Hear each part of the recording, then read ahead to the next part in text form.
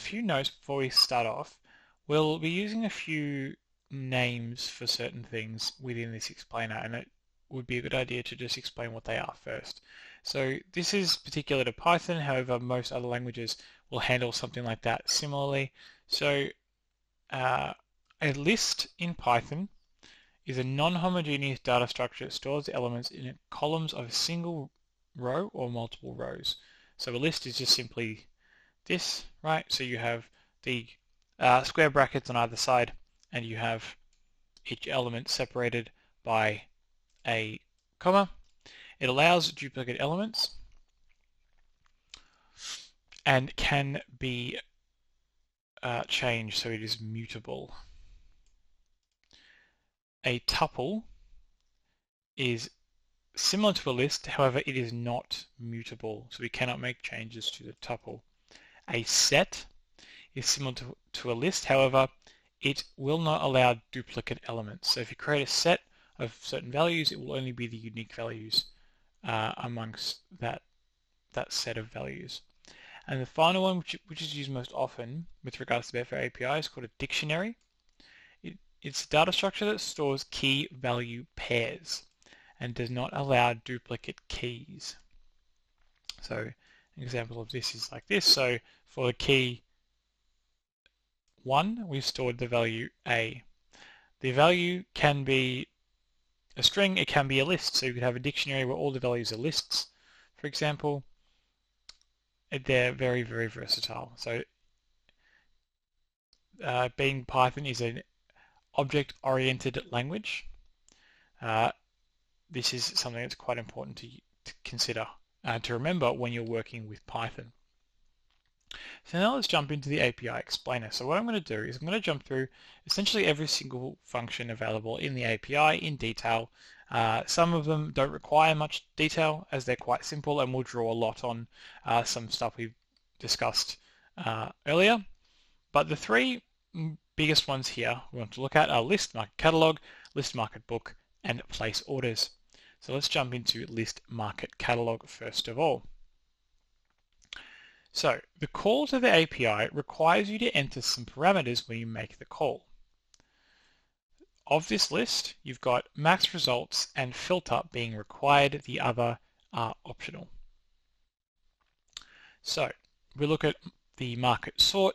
You can use any of these values to sort your list of market catalogs that are returned. In terms of market projection, it will return very little information about the market if you don't put a projection in.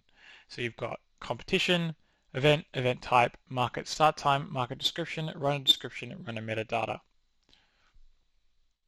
And these have information about the market that become quite important. So this will return up to 1,000 values in one single call. However, if you are looking for the market description or the runner metadata, these each use a weight of 1 point per market. So you can't have a call of more than 200 points. So if you don't use either of those, you can have up to 1,000 markets. However, if you do, then you'll have a lower limit there. So without the market description or runner metadata, you can return 1,000. With either, you return 200, and with both, you return only 100 markets in a single call.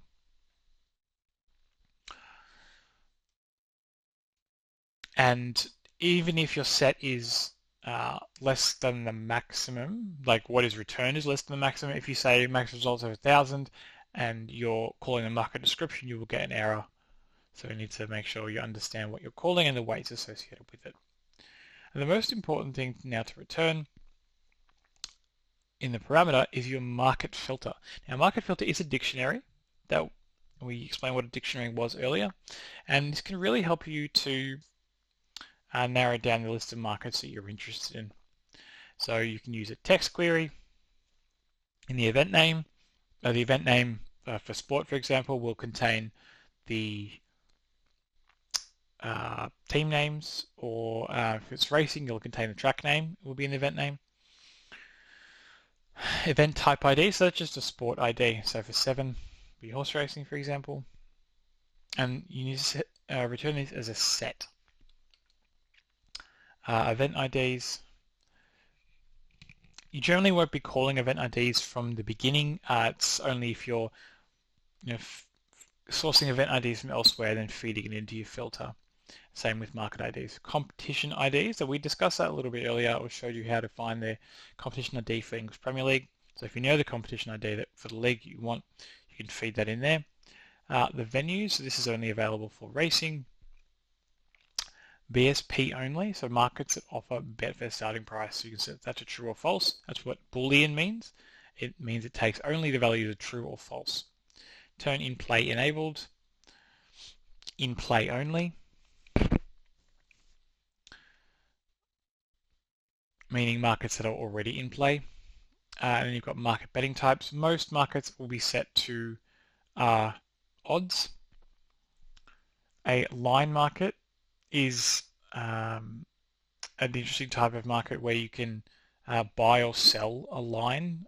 Then the price is always $2. Asian handicap double line, that's a traditional handicap. So that will be something like, Collingwood versus Carlton plus Collingwood plus 0.5 plus 1.5, or over and under total points. Asian handicap single line is something like over at least 1 goal, at least 2 goals, at least 3 goals in something like soccer. Market countries, so that's the Alpha 2 codes. They can be a bit unreliable, so I would recommend using these at your own risk. So for example, NBA matches is all set to GB, Great Britain, rather than US.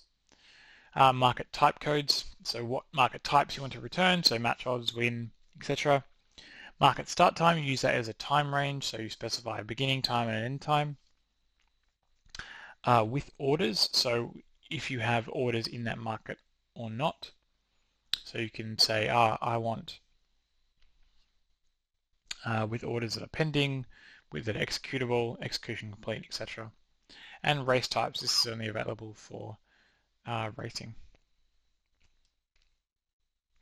Okay, so once you've input the parameters, including your market filter, and made the call, the list market catalog call, this is what is returned.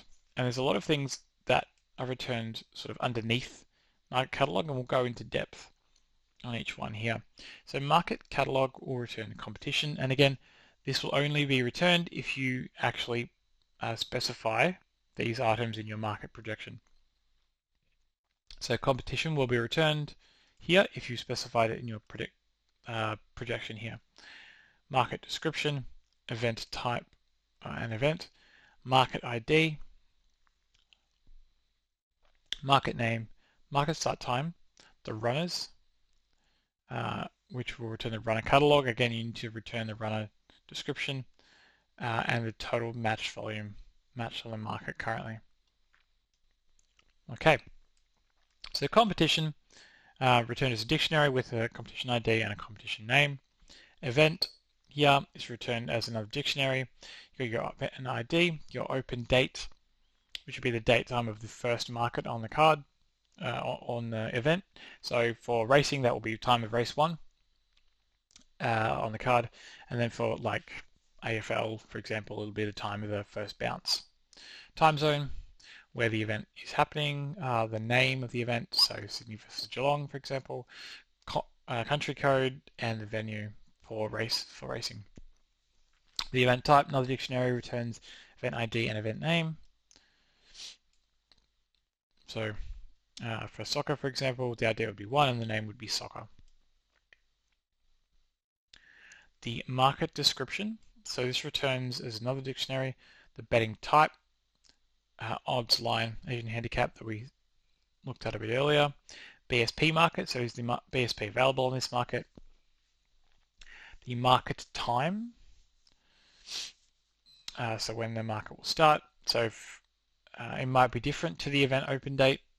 For example, if it's race 3 on the card, then it will have a different market time to the event open date. Turn in play enabled, so will it go in play? Market type, market, which is the market-based type, so win, place, match odds.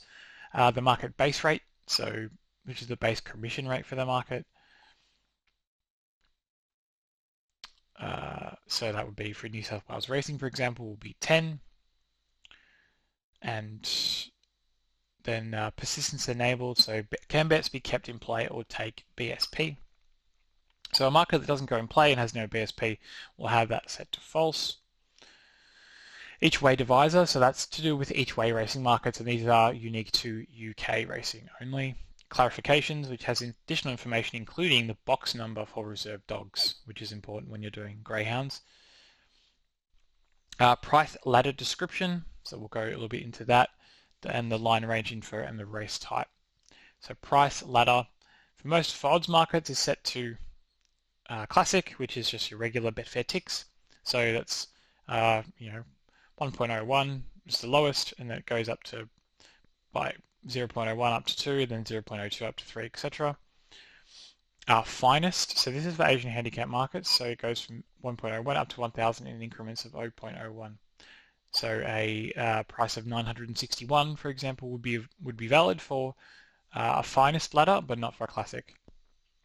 And then line range, this is for line markets only, and we'll look at the line range info for that. So line range info has the market unit, so what unit is being used for this line market, so whether that's runs, goals, points, etc. Interval, so the increment between the units, so that could be 0.5, could be 1.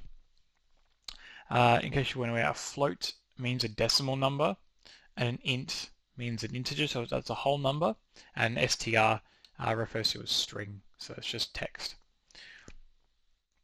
The min unit value and the max unit value. So what's the minimum available price or line that you can bet, and the maximum. And the final thing here we've got is the runner catalog. Now, this will return the handicap of the runner, of each runner, because this is a list, right? So runner catalog is a list, so it will contain a list, and each entry will be a runner catalog for every single runner in the market. So the handicap for Asian handicap markets will be non-zero, otherwise it'll just be 0. It will return the metadata, which we'll have a look at. The runner name, so this is where you find the name of the runner because it's not contained in the runner book. So the book is where all the prices and volume information is, and that's a separate call that we'll go into a bit later. But note, you cannot find the runner name in the runner book. It has to be in the runner catalog. It's returned as a string. The selection ID, so this is an integer here, and that's a selection ID of the runner. Notice it's not the runner ID, which we'll go into a little bit later. So a horse starting with silk number 1 will have a different selection ID for the same horse starting with silk number 2. And then sort priority, so the order of appearance in the market. So this is how it appears on the Betfair website. So if we look at the website here, we'll go to Betfair Exchange and look at a racing market, so horse racing, and we should have some UK races. Here we go. Cool. So UK races are ordered here in price order, so the favourite will always be top of the market. So you notice here we've got 10 selections. You've got selection 1, 5, 6, 8, 9, 7, and 2 is all the way down the bottom here. However, for an Australian market, right, this is ordered in silk order, so you can see the favourite here is number 8. It's not at the top, whereas number 1, 2, 3, 4, and that's the silk order. And then the number underneath here is the barrier, we'll go into in a moment as well. So for non-UK and Ireland racing, it's in rug or silk number order, so rug being for dogs. For UK and Ireland racing, it's price order descending. For team sport, it will be home, draw, away, or home away if there's no draw for that sport. And then for individual sport, like tennis, golf, it will also be in price order ascending, so with the favourite at the top. Now, if, for example, one player starts really long odds and then shortens, it won't automatically jump to the top. and that needs to be manually sorted by Betfair. Cool. And then the metadata says return for thoroughbred racing only, and it contains a lot of information about the runner. And for Australian racing and most UK racing, where runners jump out of barriers, this is called a stall draw, and it can tell you what the barrier number is the horse will jump out of. And anyone who's done any modelling might have seen that some barriers perform differently to others at certain tracks, so knowing the barrier number that's going to jump from is quite important. The cloth number, which is the silk number for a horse. So you'll notice in Australian markets, you've got the cloth number will be the same as it will be in the selection name. However, for UK racing, right, there is no silk number in the runner name. So you need to find the cloth number to be able to understand where that is. You've got runner ID, which will explain is different to selection ID. Then you've got a whole bunch of different information types about the runner. And so zooming out, that is everything we need to know about the ListMarketCatalogue call.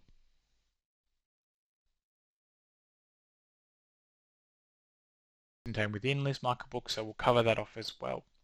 So let's look at the parameters involved in this call. So the parameters that are required in calling ListMarketBook include the market IDs. Now you would get the market IDs by using the ListMarketCatalogue call. The price projection, which we'll discuss in a moment, the order projection. So that's whether you've got orders in the market or not. So orders relates to your orders, match projection. So that's what relating to your matches in the market. Include the overall position, so your overall position in the market. Partition match by strategy reference. So we're looking at have you got bets that are matched, and do we want to partition them by your strategy reference that you've set. Your strategy reference sets, so you can nominate this with relation to your current orders. Currency code, locale, match since. You can look at specific bet IDs, so 150 entries is the maximum. And for list runner book, you can only set one market ID and selection ID. And you'll generally loop over all the runners in the market. So if we could look at price projection, this is in relation to what you want to pull from the market, and there'll be some request limits in place here. So you can either set SP available, so how much is available at SP, how much has been traded at SP. That's specifically related to where BSP has already been reconciled. X best offers, X all offers, or X traded. So the X best offers is relating to the best, the highest available back prices and the lowest available lay prices, and that's set to 3 by default as it is on the website, right? So 1, 2, 3 boxes here for back, 1, 2, 3 boxes here for lay. And however, you can say, I want 10, for example, 10, a depth of 10. The roll-up model. So this means, for example, we'll go to a market that has a little bit more liquidity available. So this Strathalbany is coming up shortly.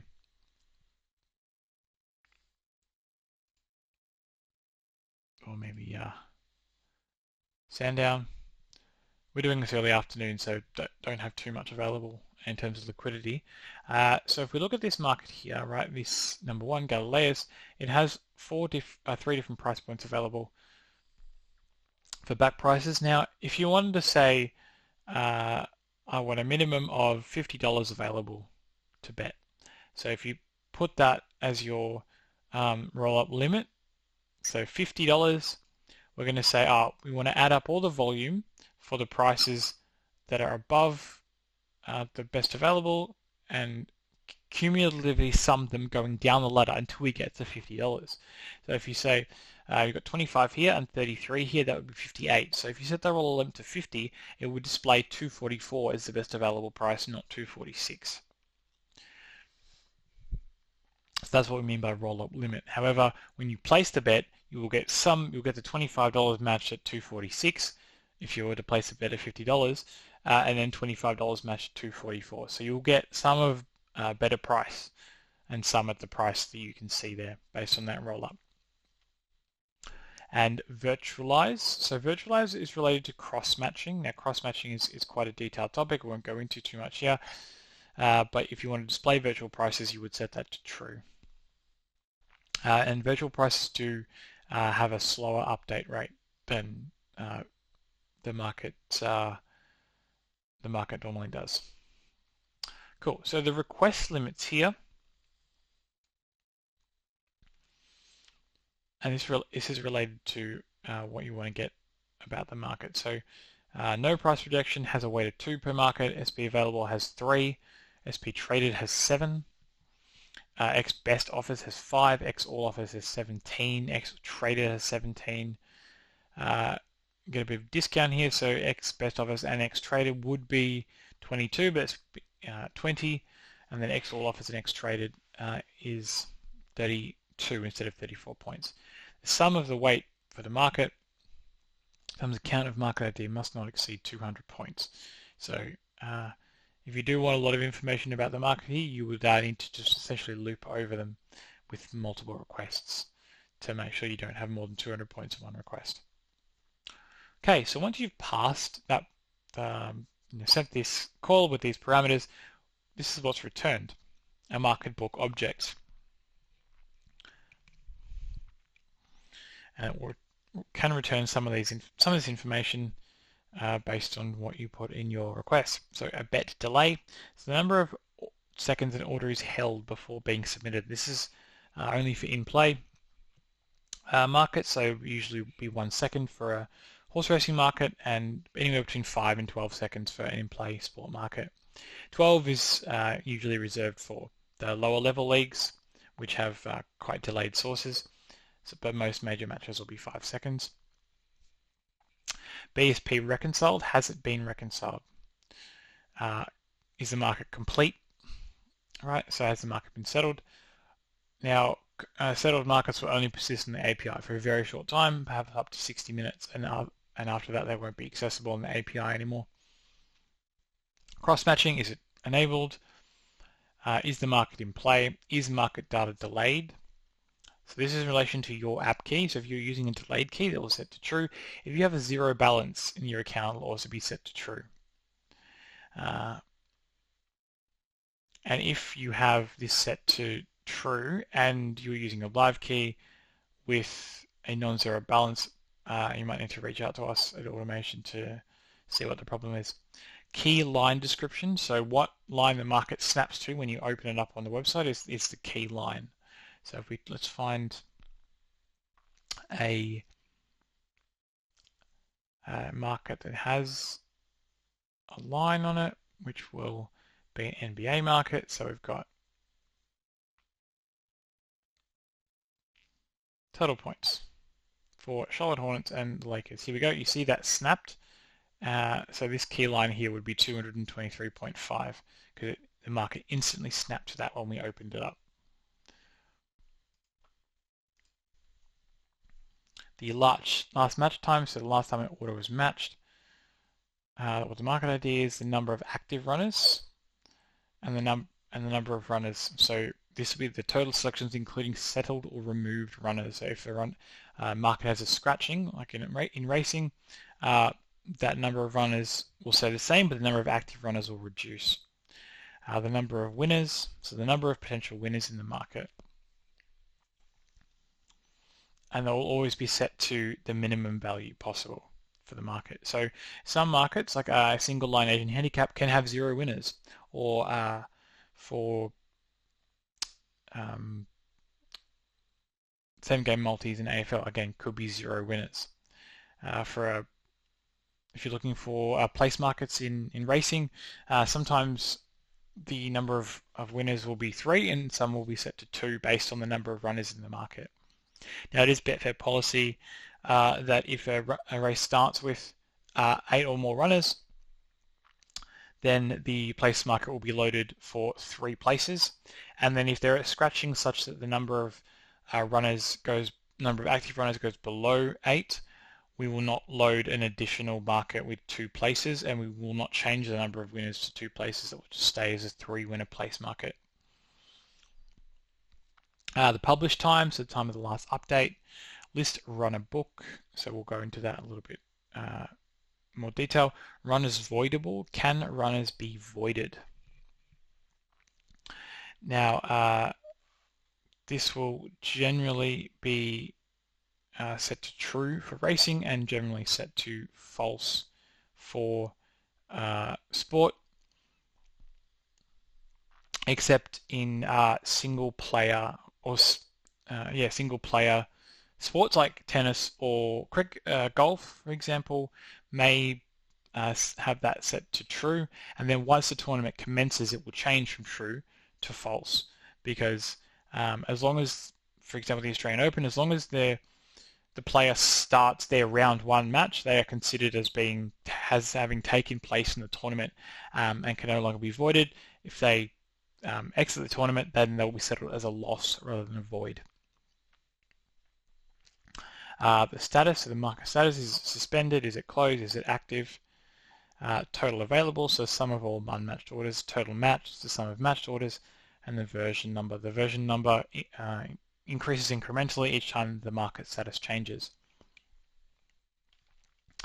Okay, and if we look at what's returned in the runner book, right? So it's a list with a book returned for each individual runner, and what is returned will depend on your price projection that you set in your request.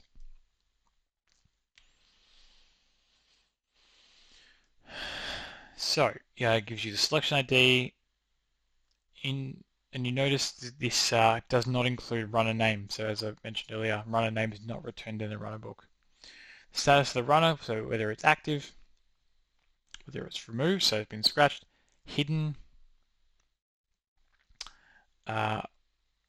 winner, loser, place, that's for UK each way markets, and removed vacant, that's for UK greyhounds.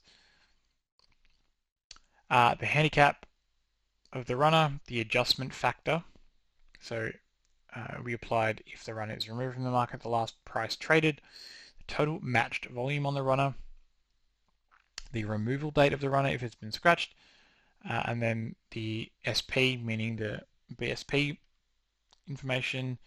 The EX is related to limit bet, so exchange prices, the orders and matches is your orders only, not anyone else's, and matches by strategy. The keyline selection we discussed a little bit earlier. Now let's look at all these things that are returned inside the runner book.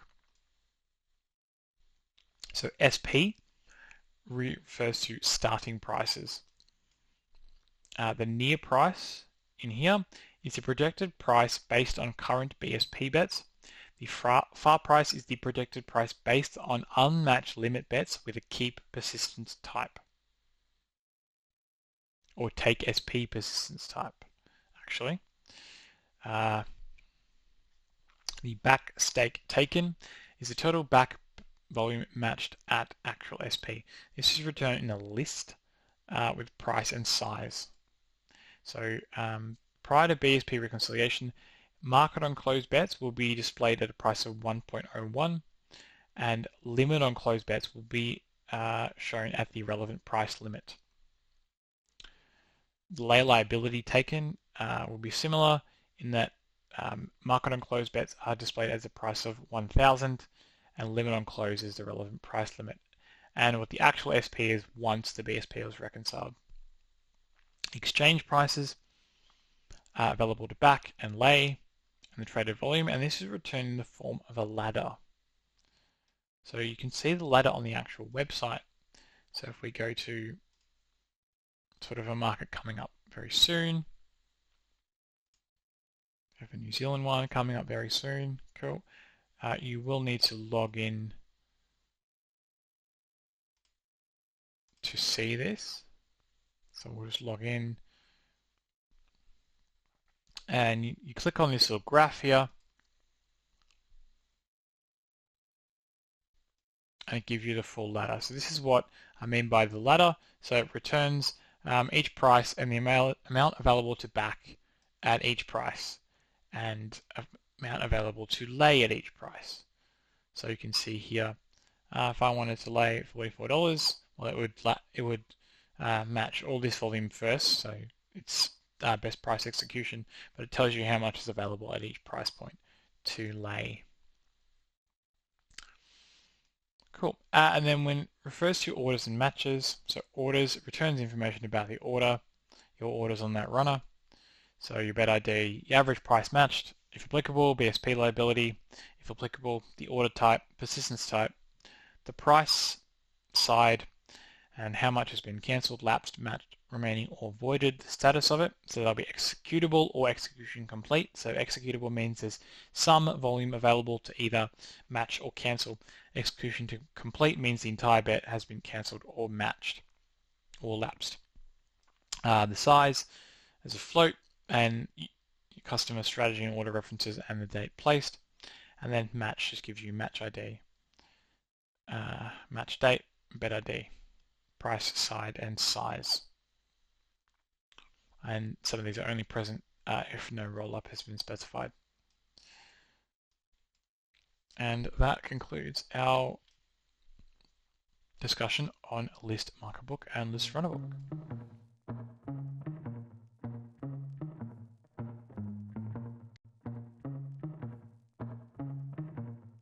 What are you really gambling with? For free and confidential support, call the number on the screen or visit the website.